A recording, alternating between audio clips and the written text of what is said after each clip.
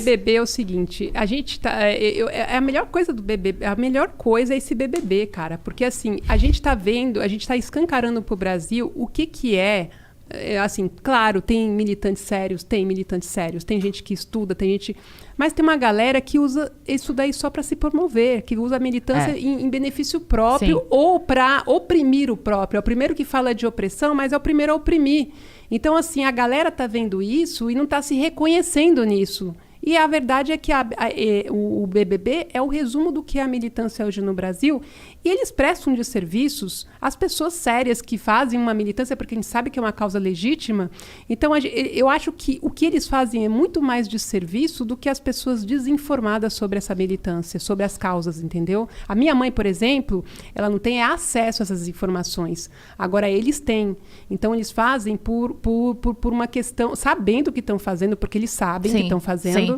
E eles sabem muito bem para aonde eles querem chegar com isso. Então, é má fé. É muito pior, por exemplo... onde eles querem chegar com isso. Mas é muito pior, por exemplo, a semana passada teve um narrador que ele se dirigiu a um jogador com uma expressão racista. Mas no tom dele você via que não tinha a maldade, entendeu? Uhum. Quando ele fala, eu acho que eu não lembro exatamente a palavra que ele fala, mas acho que é crioulo que ele fala, quando a pessoa de cor... Eu não lembro exatamente o que é. Mas assim, é um narrador de 70 e tantos anos. Que é de outra época. Quando alguém chegou e conversou com ele, ele imediatamente pediu desculpa. E outra, no tom dele você percebe que não foi uma coisa...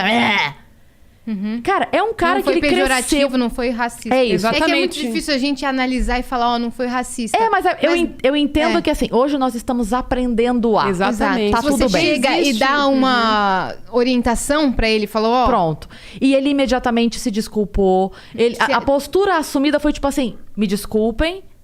E tudo bem. Então, eu entendo o que você quer dizer. Essa pessoa que age dessa forma... Porque muitas vezes vão pra cima dessas pessoas assim...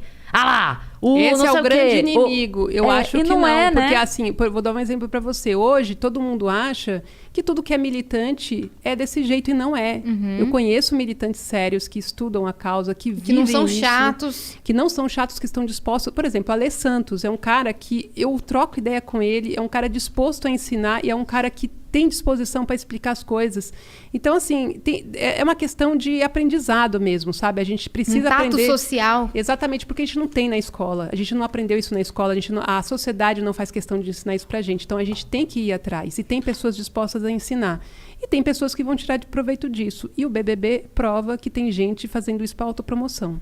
A Mel falou isso aqui. Só que estão caindo do cavalo. A Mel falou isso aqui sobre a importância da pessoa que sabe conversar. Porque tem muita gente que fala assim, eu não vou educar marmanjo. Sim, mas você espera que quem faça isso, então? Exatamente. Você tem sim que conversar, tem que explicar. É que tudo parte, assim, do princípio, assim. Eu acho assim, que a primeira coisa que você tem que ensinar para um filho é a respeitar as pessoas. Quando você aprende essa lição básica, isso acaba se estendendo para outras coisas, assim, entendeu?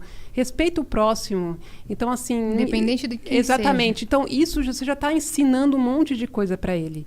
Então, assim, ensina os seus filhos a respeitarem o próximo, o idoso, o negro, a mulher, entendeu? O gay. O ser humano. O ser humano. E essa é a lição básica. Infelizmente, não tem pais que ensinam. E aí eles precisam fazer essas aulas extras aí pela vida, porque se esbarram aí na falta dessa lição básica que é respeitar o próximo. Sim. É que muita galera também fala assim, cara, eu já estou sofrendo racismo, eu ainda vou ter que explicar pro racista que ele tá sendo racista se eu já tô tomando na cara. Muita gente tem esse lado também. Sim. Não, se você tem acesso à informação, eu tô sinalizando pra você que você foi racista, eu ainda vou ter que te dar aula? É essa que... Mas tem gente disposta a ensinar também. Mas tem informação também aí. Não, é que às vezes não vai ser em uma conversa. Sim. Não. Eu entendo que seja uma tristeza pra pessoa, que tipo assim, eu falei, não adiantou. Mas calma.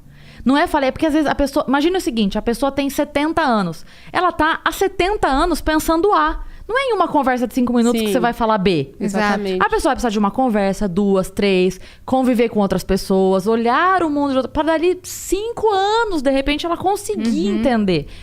O que acontece é que a gente tá conseguindo cada vez mais cedo ter esse tipo de conversa com as pessoas. Exato, né? E começar a orientar. Exatamente, o caminho é a educação, gente. Porque, assim, por exemplo, a minha mãe não teve a 4ª série, né? Então, assim, tem coisas que, assim, que a minha mãe não sabe. A minha mãe não sabe o significado, o que é racismo estrutural. Porque ela não sabe... que é LGBTQIA+. Ela não aprendeu o básico, gente. Ela aprendeu só a ler, escrever o nome dela e fazer bilhete, e escrever o básico. E a vivência dela. E a vivência dela. Então, da assim, criação dela. A gente vem de um país onde as mulheres não tinham, até 20, 30 anos atrás, faziam só o colegial, não fazia faculdade, a maioria. Então, assim, eu acho que tudo está na educação. A gente tem que sempre cobrar a educação e, em casa, ensinar os filhos a respeitar o próximo.